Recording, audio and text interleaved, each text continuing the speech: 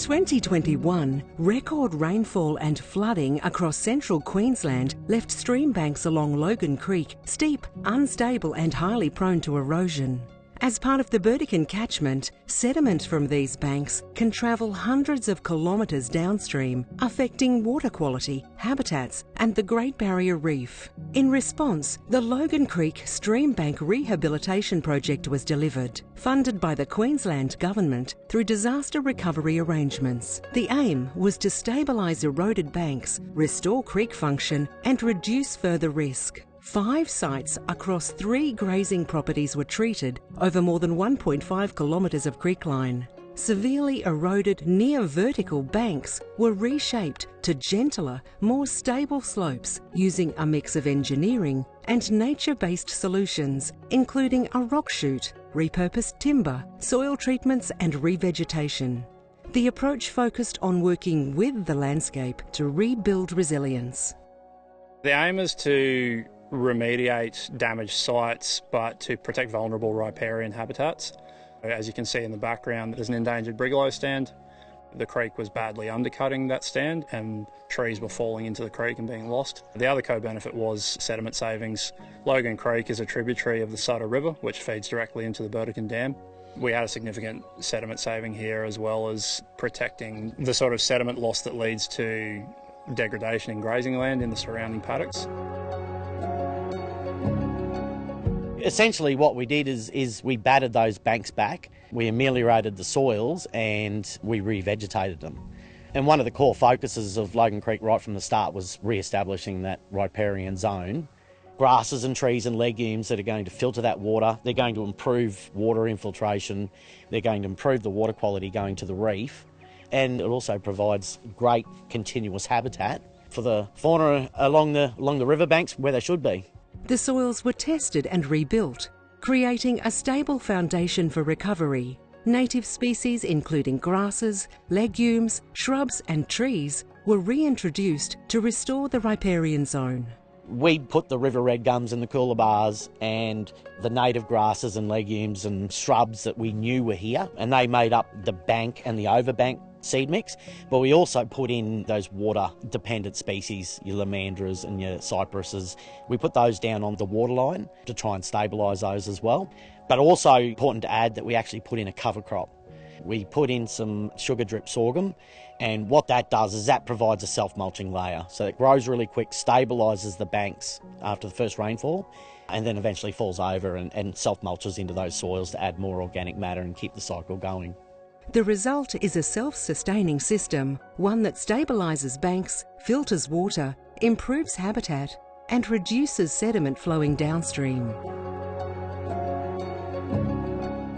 A cultural heritage assessment was carried out by Janga operations across all project sites to ensure areas of significance were identified and protected.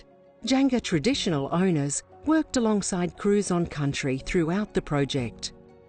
We found a few grindstones, so you're going to be finding grindstones where they will be doing sharpening, like points and stuff like that, and doing axes and stuff. All around it, where you see there's going to be a lot of artefacts and stuff. So you're in the end of the sort of the creek system of the water flow, and a lot of the Aboriginal people, they lived on the water, so you've got to have plenty of water for the people. There's a lot of basalt here, basalt country. It was good for axes, basalt, and a lot of the siltcrete. It's good for cutting and spear points and stuff like that. So something very sharp, what they could use and they could put on the end of the spear. It was great having them on site. They were pointing things out to us and telling us about the country and what was here previously and who lived here and what they did here. And that was a really interesting part of the project. And they pointed things out to us as we went. A survey can only do so much, but when you're on the ground all day, every day, it was great to be able to have somebody to ask the moment something occurred or someone wasn't sure about something. So we found that really handy. Beautiful scar, and this is the one they use for a canoe, and you've got to have there's plenty of water. There used to be plenty of water in this country years ago, so that's why they used to cut all these canoes out so they can float about in the water, you know. So this is one of the scars of the canoe. Soon after completion, the works were put to the test. So there was more than 6 metres of water over the causeway on this system. We didn't really expect to have that much water through here, and as a result of that, we've seen a little bit of damage at these sites. Site 4 has held up really, really well. Site 5 has seen a little bit of scour along the gully line. These are effects that you get of a high flow event, and we're prepared to remediate this. It was built into the budget to maintain these sites. In the weeks leading up to the flood, early rainfall helped establish vegetation across the sites. Daroona Station grazier James Duddy had 2 sites on his property and said his head start helped strengthen the banks before peak flows hit. The works were completed last year, end of last year. We were fortunate enough that we got some rain after Christmas, which probably started the vegetation that they'd seeded. And when Cyclone Koji came through on the 10th of January, somewhere around there, yeah, we had a record flood by local measures. There's been no soil movement, no gouging away of what they replaced. Yeah, it definitely worked. It achieved what it had to. For landholders, the benefits go beyond erosion control. This creek system is a critical water source, supporting irrigation for crops like sorghum and cotton and sustaining surrounding grazing land. Oh, obviously it'll minimise erosion. If we can minimise that bank collapse, it'll stop a fair bit of soil movement into the reef catchment, but it'll also stop encroachment onto other infrastructure as well. Obviously you can see here it goes into not far from the farming paddock. Fences aren't far away from the erosion as well, so if it minimises that, that'll be a benefit to us. Obviously after a few years, when it's all stabilised, we'll be allowed to graze that area again, but we'll use best grazing practices.